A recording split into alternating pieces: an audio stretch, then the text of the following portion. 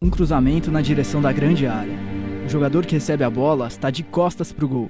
Ele domina, pensa em uma fração de segundo e decide fazer o que quase ninguém faria: tocar de calcanhar com uma força inacreditável. A bola para no fundo do gol e todo mundo em Anfield entra em êxtase. Menos ele, o autor do gol. Na comemoração, ele sai com a cara fechada e quase nem sorri. A reação é incomum, mas não tão incomum quanto o próprio craque. Sadio Mané, atacante, senegalês, dono de uma trajetória épica e calejado pela dura realidade do país em que nasceu. O lance genial na vitória do Liverpool sobre o Watford em fevereiro de 2019 é só um pedacinho do que é Mané. Eu sou o Arthur Sandes. E eu, Matheus Colasso. E esse aqui é o primeiro episódio do podcast Acréscimos.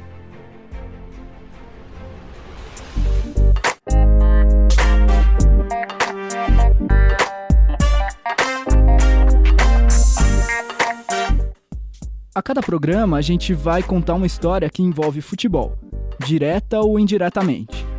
Pode ser de um jogador, um clube, um acontecimento histórico ou alguma curiosidade relevante. Hoje, a estreia é com um personagem incrível, que está em alta no futebol inglês, foi campeão mundial com o Liverpool e é um dos craques dessa geração. A história de Sadio Mané começa no vilarejo de Bambali, onde ele nasceu e cresceu no sudoeste do Senegal. A vila está na região de Sédhiou, uma província rural que tem uma capital de mesmo nome. É uma área do tamanho da região metropolitana de São Paulo, mas com uma estrutura precária das escolas até o sistema de saúde. Um levantamento feito em 2010 pelo Centro de Estudos e Iniciativa Europeu e apoiado pelas Nações Unidas mostra que a província inteira tem apenas 5 médicos. Nenhum deles é cardiologista. Também não tem ortopedista ou ginecologista. Para consultar um desses especialistas, é preciso viajar 1h30. A capital Sédhiou tem 3 médicos, um para cada 50 mil pessoas que vivem ali. Nessa média, seria como ter 430 médicos que atendessem toda a grande São Paulo.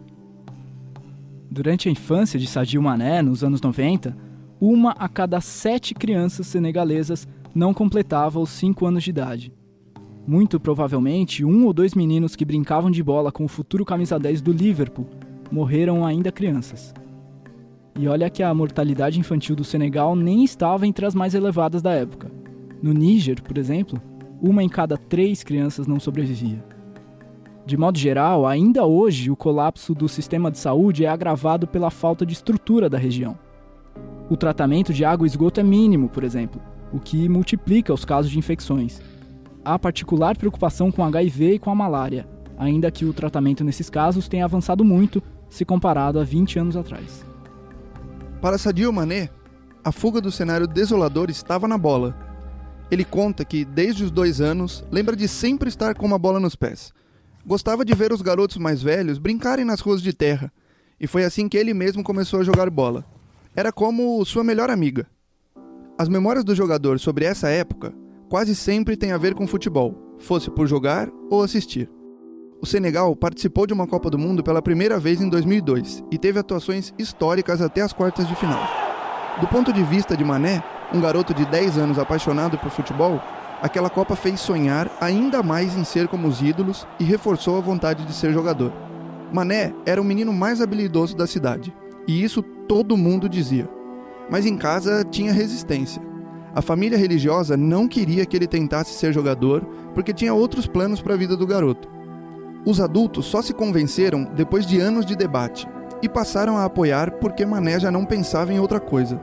Quando finalmente recebeu a permissão de seguir o sonho, ele embarcou em uma aventura e tanto. Aos 15 anos, ele saiu de Sédhiou, no sudoeste do Senegal, e viajou até a capital Dakar. Junto do tio, saiu da pequena vila Bambali para um percurso de 800 quilômetros só para fazer um teste. Eles atravessaram a Gâmbia, um país vizinho, e seguiram em direção ao norte, até chegar em Dakar. A cidade é conhecida mundialmente pelo rally famoso, não pelo futebol, mas seria ali que Mané tentaria começar a carreira como jogador. Chegando na peneira, Sadio Mané viu outros vários garotos, divididos em equipes e já preparados para o começo do teste. Mas antes de entrar em campo, um treinador se aproximou e perguntou: Você veio pro teste e você vai fazer o teste com esses tênis? Olha bem para eles, como você vai conseguir jogar com isso? E essa bermuda também, você não tem calções esportivos? Mané balançou a cabeça, dizendo que sim. Vestindo um short longo de tecido pesado, Mané respondeu que só queria jogar, só queria mostrar o que podia fazer. Em campo, os tênis velhos e rasgados foram mais do que suficientes, e ele impressionou o treinador. Foi aprovado na hora, passou a fazer parte da equipe e ouviu que dali em diante teria, no mínimo, chuteiras e roupas adequadas para jogar. Mané deixou a família em Sédhiou, se mudou sozinho para Dakar e passou a viver com pessoas que nem conhecia. Eram conhecidos de algum conhecido de sua própria família, mas cuidaram dele como um filho e fizeram de tudo para que ficasse à vontade. Nos treinos, Mané chamou a atenção cada vez mais. Ele estava no Generation Foot, uma academia de futebol por onde tinham passado os atacantes Papi Cissé e Diafra Sakho. Na época, nenhum deles imaginava, mas em algum momento todos jogariam juntos na seleção do Senegal. Era o lugar ideal para Mané estar. A academia tinha um acordo com o Metz, da França, e era uma porta de entrada para o futebol europeu. Treinando em Dakar, Mané estava a um degrau de realizar o sonho e viver da bola. Em pouco tempo, um assistente apareceu com um teste do Metz. Mané mostrou velocidade e habilidade, mas o que impressionou mesmo foi o foco. Um treinador do Generation Foot chegou a dizer que ninguém em campo queria mais do que Mané. Ele passou pela peneira, subiu um degrau e embarcou para a França. Na época, uma reportagem dizia que um olheiro do Metz descobriu um talento de uma área rural do Senegal. E dizia que o garoto estava muito empolgado com a chance de jogar na França. Quando Mané chegou no país, a primeira coisa que fez foi pedir para um repórter tirar uma foto dele com o agasalho do clube. Assim, podia mandar para o Senegal, para a mãe guardar como lembrança. O repórter tirou a foto e perguntou qual era o e-mail de Mané, para enviar a imagem. Você pode me mandar o endereço do Metz, por favor?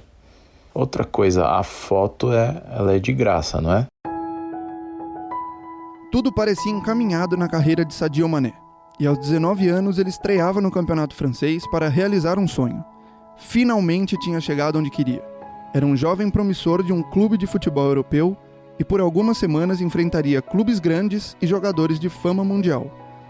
Mas a temporada de 2011-2012 foi na verdade um banho de água fria nas ambições do jogador.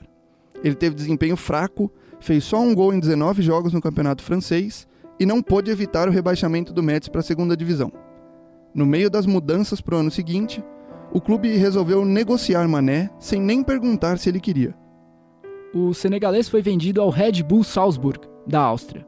Ficou revoltado pela forma como as conversas aconteceram, porque ninguém quis ouvir onde ele gostaria de jogar. Tão acostumado ao calor do Senegal e fã do verão francês, Mané teria agora que enfrentar as temperaturas negativas do inverno austríaco.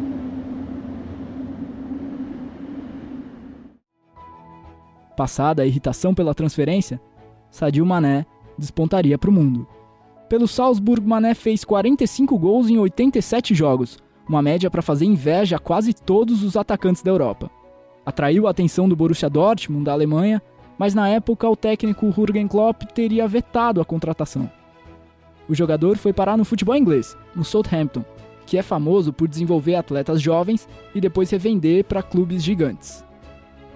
Mané encantou os ingleses pela ginga com a bola, a condução um pouco desajeitada, mas cheia de habilidade e rapidez. Aí, o Liverpool se interessou, e dessa vez Klopp deu o aval.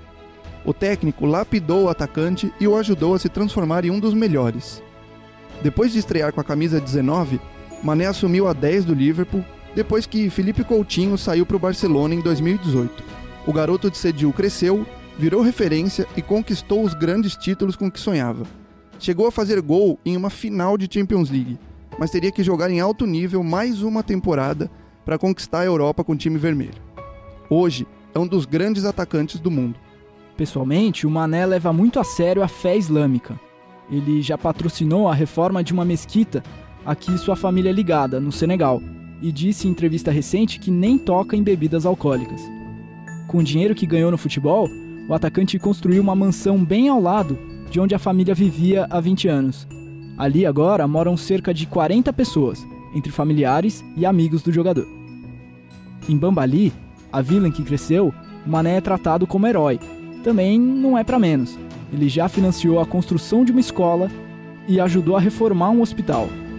É uma tentativa de melhorar as condições de vida difíceis que ele conheceu tão bem, para dar chance, quem sabe, para o surgimento de outro Sadio Mané por lá.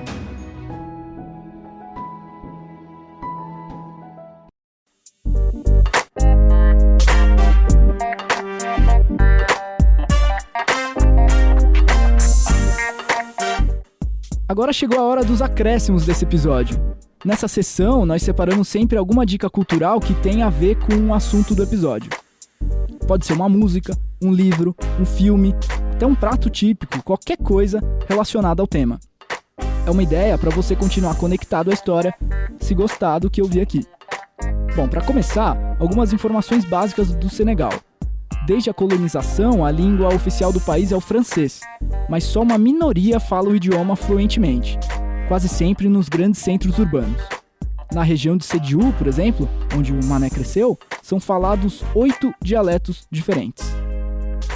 O Senegal só declarou independência em 1960, e justamente naquele ano, em comemoração, nasceu no país uma banda notável, a Star Band de Dakar.